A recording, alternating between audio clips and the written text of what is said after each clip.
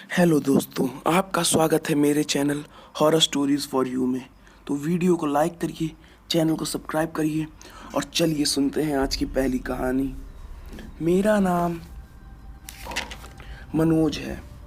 ये कहानी तब की है जब मेरी शादी की पहली मैरिज एनिवर्सरी थी।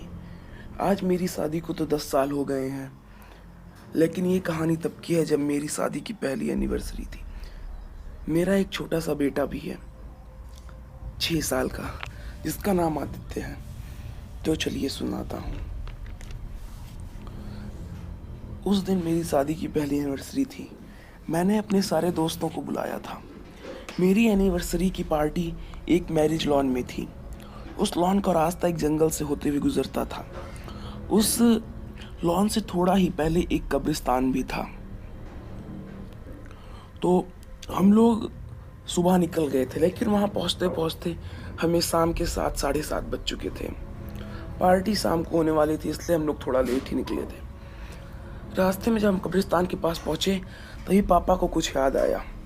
उन्होंने सारी गाड़ी रुकवाई और कहा कि लगता है मैं कुछ सामान भूल गया हूँ। तो सामान चेक करने के लिए गाड़ी से उतरे और सामान चेक करने लगे। उसके बाद चेक करने के बाद पापा जब लौट रहे थे तभी उन्हें जैसे लगा कि कब्रिस्तान में से उन्हें कोई बुला रहा है।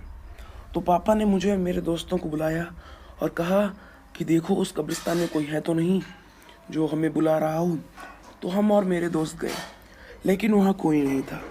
तो हम लोगों ने आके पापा को बताया कि पापा वहाँ कुछ नहीं है। थोड़ी देर बाद वहाँ से जैसे किसी बच्चे के चिल्लाने की आवाज़ आ रही थी, बचाओ बचाओ। तो हम लोग आसपास के घरों से लोगों को बुलाने लगे कि वहाँ से चीख आ रही है। तो आसपास के लोगों ने कहा वहाँ मत जाइएगा, वहाँ पर एक बच्चे की आत्मा रहती है और वो बच्चा इसी टाइम पर सबको चीख चीख कर बुलाता है, और जो भी उस कब्रिस्तान के अंदर जाता है वो उसको मार डालता है। तो हम लोगों ने कहा ठीक है। फिर हम गाड़ी में बैठकर मैरिज लॉन पहुंच गए। शाम के टाइम पर पार्टी बहुत अच्छे से हुई और रात काफ़ी हो गई थी। तो सब खाना खाकर अपने अपने रूम में सोने चले गए। रात में किसी चीज़ की आहट से मेरी नींद खुली। तो मैंने जाकर देखा तो वहाँ पर कुछ नहीं था। तो मैं वापस आकर सो गया। तभी मुझे जैसे लगा कि बाहर कोई गेट खटखटा रहा हो। मैंने गेट खोला, लेकिन वहाँ पर कुछ नहीं था। तो मैं फिर आकर लेट गया। थोड़ी देर बाद मेरी नींद खुली तो मैंने देखा कि पंखे पर कुछ लटका हुआ था। तो मैं बहुत ज़्यादा डर गया, लेकिन अगले ही पल वो चीज़ गायब हो गई। इस बात ने मुझे और ज़्यादा चौंका दिया। उसके बाद मैंने लाइट चालू की और टॉयलेट गया। तो टॉयलेट से आया तो मैं फिर बेड पर लेट गया। अब मुझे नींद नहीं लग रही थी। तभी मैंने जैसे गेट की तरफ मुंह किया, मैंने देखा उस गेट के बगल में एक औरत खड़ी थी जो मुझसे पूछ रही थी, मेरा बेटा कहाँ है, मेरा बेटा कहाँ है। मैं बहुत ज़्यादा डर गया। अगले ही पल वो औरत मेरे पास आकर मेरा गला दबाने लगी। मैं बहुत तेज तेज छटपटाने लगा और ही मन भगवान को याद करने लगा। तभी वो औरत गायब हो गई और मैं तुरंत उठा और सबको उठाया और जाकर अपने सारे दोस्तों को भी जगाया। और मैंने तुरंत कहा कि हम यहाँ से तुरंत निकलेंगे। उसके बाद हम तुरंत निकल गए, नीचे गए और हमने जब आसपास पूछा तो आसपास के लोगों ने बताया कि यहाँ पर एक औरत रहती थी जिसकी शादी होने वाली थी। उसके पहले पति ने उसे छोड़ दिया था। शादी से कुछ ही दिन पहले उसके बेटे का एक्सीडेंट हो गया। उसके बाद शादी के दिन उसने उसी कमरे में फांसी लगाकर आत्महत्या कर ली। तब से उसकी आत्मा वहीं रहती है और जो भी आदमी यहाँ आता है उससे पूछती है, मेरा बेटा कहाँ है, मेरा बेटा कहाँ है। ये बात सुनकर हम काफ़ी ज़्यादा डर गए और हम लोगों ने सोचा अच्छा हुआ हम यहाँ ज़्यादा देर रुके नहीं। तो ये थी हमारी आज की पहली कहानी। चलिए चलते हैं आज की पहली, जो कि है एक भूतिया हवेली। तो चलिए चल सुनते हैं। मेरा नाम प्रमोद है और मैं एक म्युनिसिपैलिटी वर्कर हूँ। एक बार की बात है, मैं और मेरा परिवार कहीं घूमने जा रहे थे। हमारे घर से काफ़ी दूर थी, इसलिए हम सुबह निकले थे, लेकिन पहुँचते पहुँचते हमें रात हो गई थी। तो रास्ते में हमारी गाड़ी ख़राब हो गई क्योंकि बहुत तेज़ तेज़ बारिश हो रही थी। तो हम लोग आसपास जाकर रुकने की जगह ढूंढने लगे, लेकिन मुझे कुछ नहीं दिखा। थोड़ी देर बाद मुझे जैसे लगा कि कहीं पर लाइट जल रही हो। तो मैंने जब उस जगह के पास जाकर देखा तो एक बहुत बड़ी हवेली थी। तो मैं वापस आया और अपने परिवार वालों से और दोस्तों से कहा कि वहाँ पर एक हवेली है, हम लोग वहाँ आज रात बिता सकते हैं। तो उन लोगों ने भी कहा ठीक है चलो।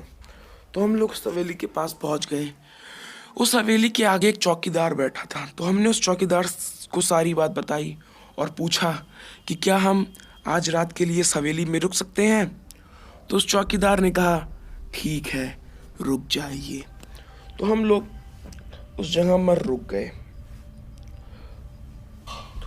कुछ देर बाद हम लोगों ने खाना लाया हुआ था उसे खाकर हम लोग कमरे में सोने चले गए। रात में मेरी नींद खुली पानी पीने के लिए। तो मैं नीचे गया जहाँ पर नल लगा हुआ था। तो मैंने नीचे जाकर नल से पानी पीकर ऊपर कमरे में आ रहा था, तभी मुझे जैसे लगा कि दूसरे कमरे से कुछ आवाज़ें आ रही हो। जब मैंने जाके देखा तो मैं एक चीज़ देखकर काफ़ी चौंक गया। वहाँ बिस्तर पर कोई बैठी हुई थी। तो मैंने कमरा खोला और लाइट जलाई। जब मैंने देखा तो वो तो सिर्फ एक बिल्ली थी, लेकिन मैंने तो किसी लड़की को देखा था। मुझे लगा कि रात में अंधेरे में मुझे कुछ और दिख गया होगा। तो मैं वापस अपने कमरे में जाने लगा।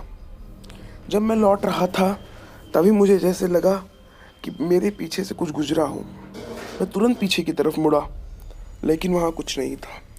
तो मैं जाकर अपने कमरे में लेट गया।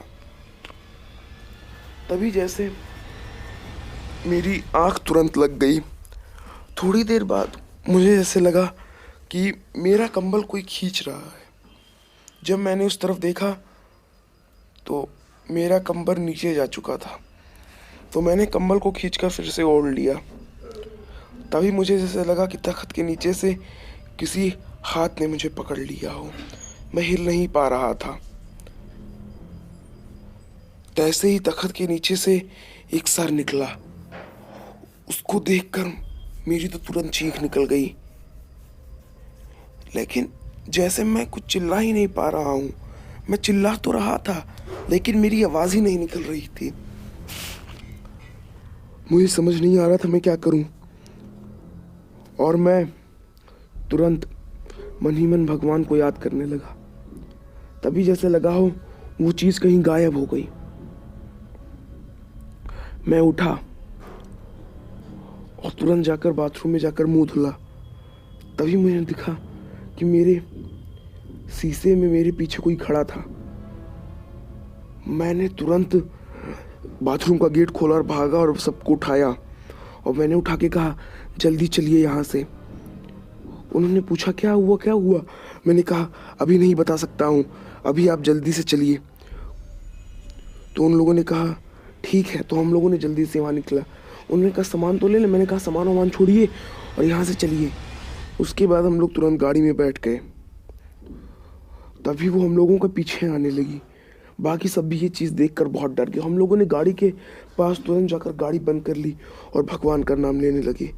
ठंडी का मौसम भी था, सुबह होने में काफ़ी टाइम लगता और 3 घंटे तक हम उसी कार के अंदर बैठकर भगवान का नाम लेते रहे और 3 घंटे तक वो चीज़ हम लोगों की गाड़ी के बाहर घूमती रही।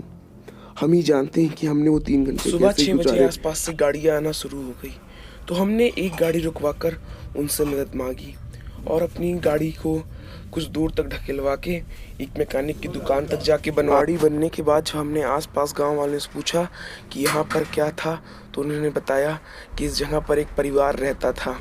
एक बार उनकी पत्नी घर पर अकेली थी, तो कुछ डाकुओं ने घर पर हमला कर दिया और उनकी पत्नी और चौकीदार को मार दिया और घर लूटकर भाग गए। तब से उस चौकीदार और उस औरत की आत्मा इस घर में रहती है और आने वाले को छोड़ती नहीं है। तो हम लोगों ने सोचा कि हम लोग यहाँ क्यों आए थे। तो ये थी हमारी आज की दूसरी और आखिरी कहानी। वीडियो को लाइक करिए, चैनल को सब्सक्राइब करिए और कमेंट करना ना भूलें। Thank you. ऐसी ही कहानियों के लिए सब्सक्राइब टू अस।